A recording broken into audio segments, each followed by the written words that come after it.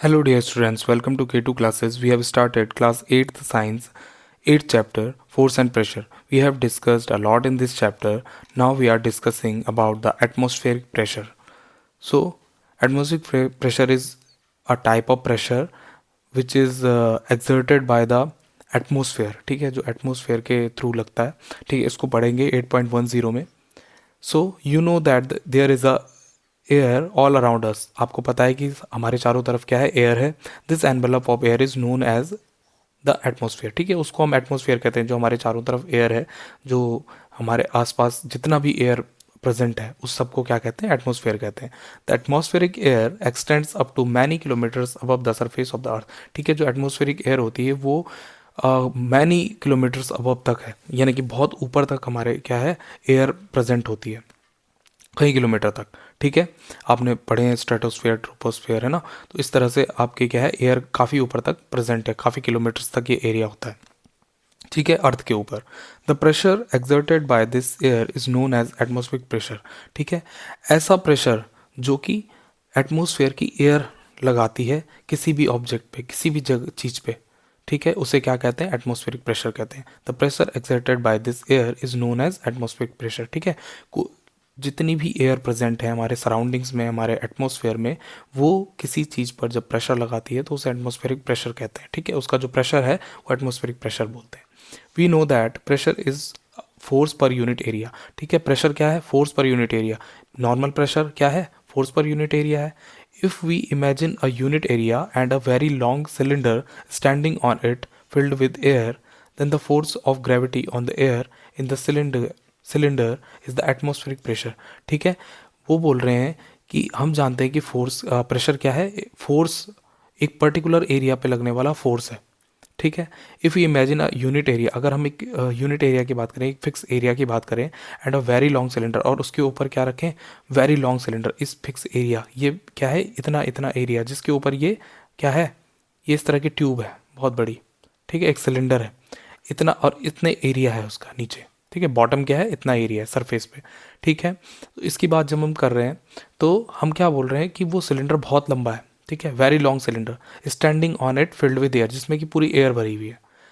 Then the force of gravity, जब भी जो फोर्स होगा वो ग्रेविटी का होगा on the air in the cylinder is the atmospheric pressure. ठीक है, तो जो फोर्स लग रहा होगा वो ग्रेविटेशनल फोर्स होगा. ठीक है, यानी कि वो एयर क्या कर रही होगी, जितने प्रेशर से नीचे उसको धक्का दे रही होगी, यानी कि ये नीचे की तरफ लग रहा है. ठीक है, एटमोसफियर से, तो उसे क्या बोलेंगे, पर यूनिट एरिया इधर है, ये फोर्स नीचे की तरफ लग रहा है, तो एक तरह से ग्रेविटी के इक्विवेलेंट फोर्स हो गए, ग्रेविटी, है ना.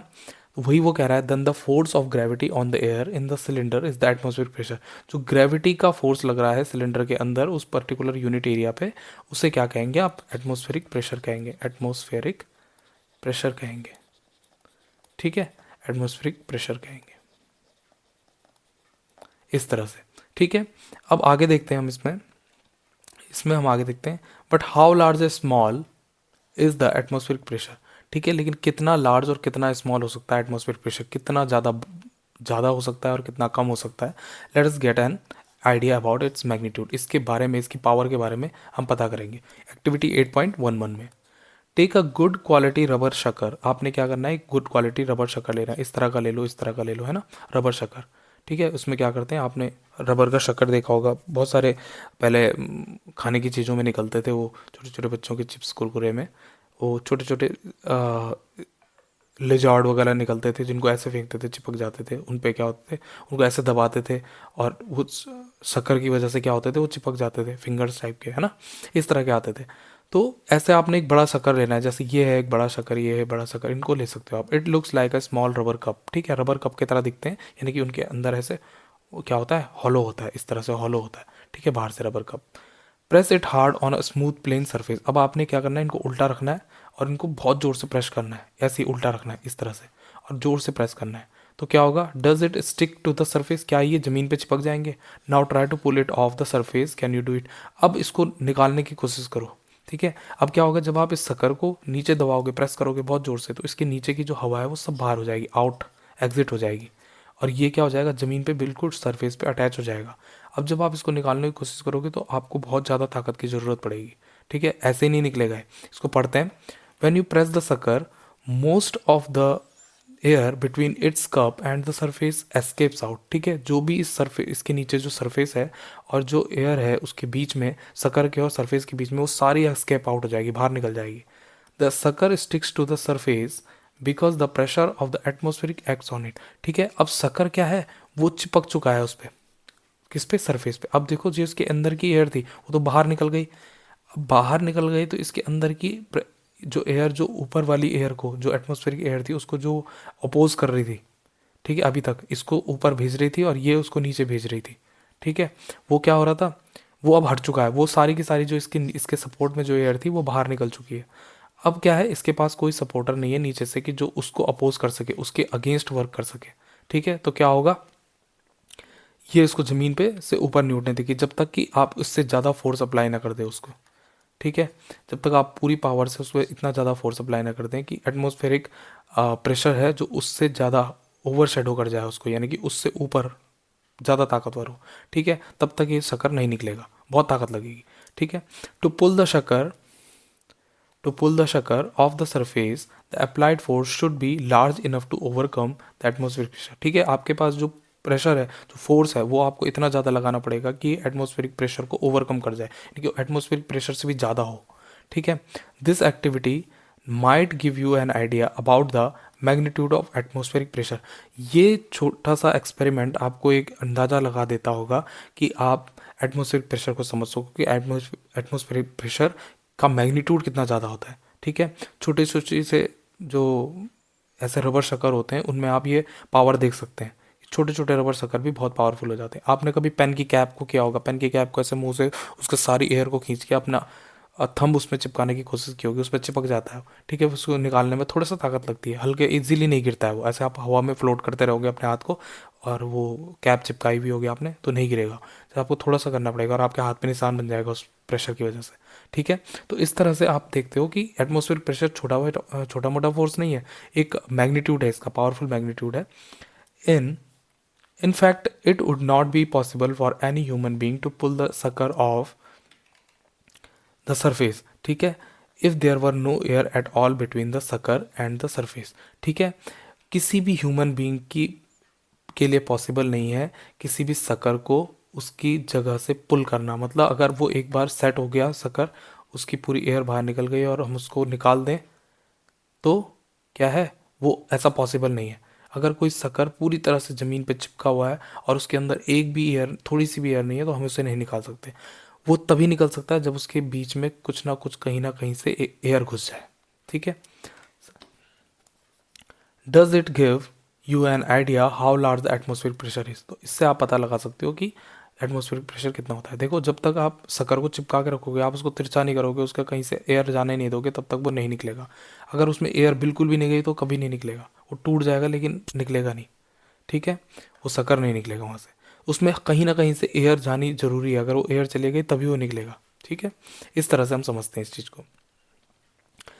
If the area of my head were 15 centimetre into 15 centimetre, अगर मेरे हेड का जो क्या है एरिया है वो 15 सेंटीमीटर इंटू बाई 15 सेंटीमीटर है, यानी कि लेंथ और breadth, how much force air will exert on my head. तो कितना फोर्स ऑफ जो एटमोस्फेरिक प्रेशर है और फोर्स है वो मेरे हेड पे लगेगा।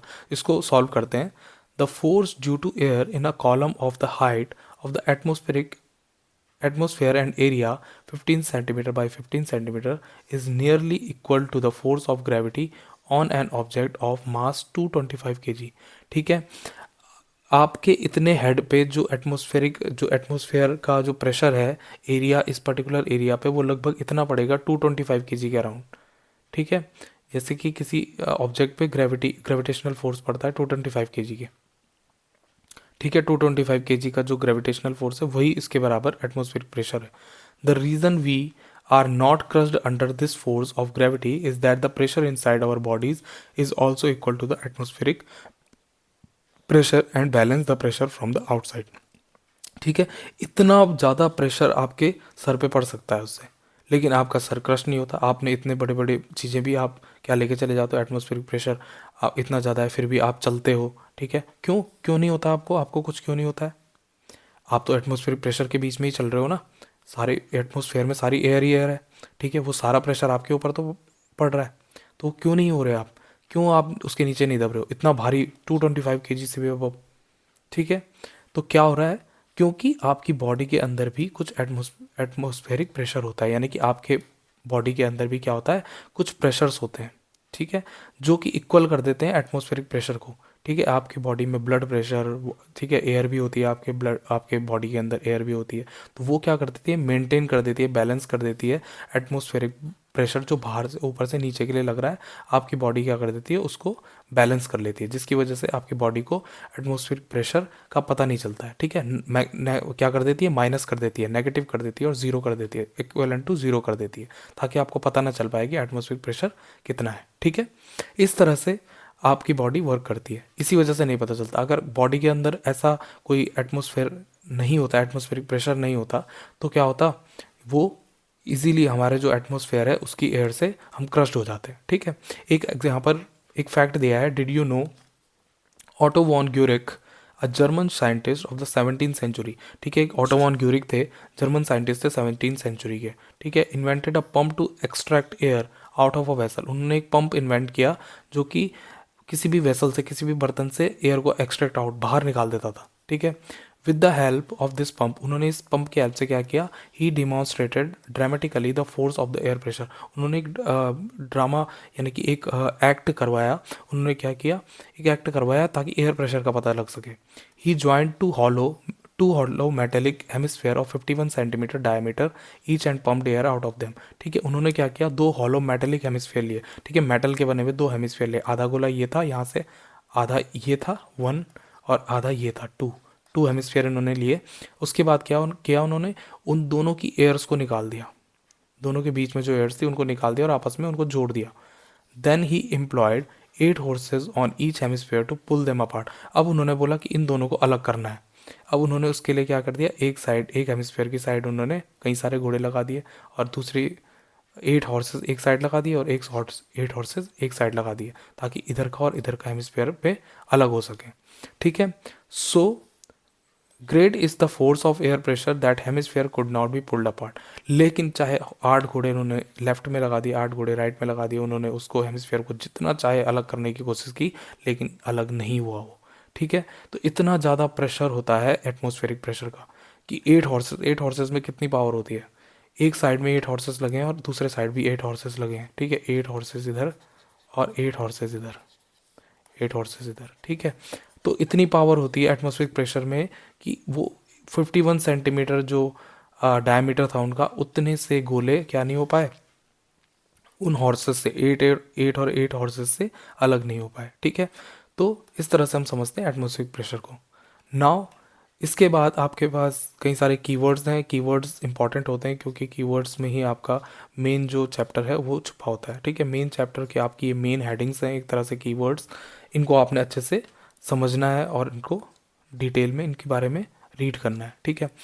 आपने इसकी समरी भी थोड़े से पढ़नी है, समरी भी इसके बारे में दिया है आपको, व्हाट यू हैव लर्नड, आपने क्या क्या पढ़ लिया है उसके बारे में आपको दिया है। इसके बाद एनसीईआरटी की एक्सरसाइज है जो कि हम नेक्स्ट वीडियो में देखेंगे, क्योंकि एनसीईआरटी की एक्सरसाइज भी 10 क्वेश्चंस हैं इसमें, और इसके लिए एक स्पेशल वीडियो हम कवर करेंगे जिसमें हम और भी ज़्यादा डिस्क्राइब करेंगे इस चैप्टर को और अच्छे से हम समझेंगे। सो हमने जितना भी चैप्टर पढ़ा है उसकी अंडरस्टैंडिंग आपको अच्छे से हो गई होगी।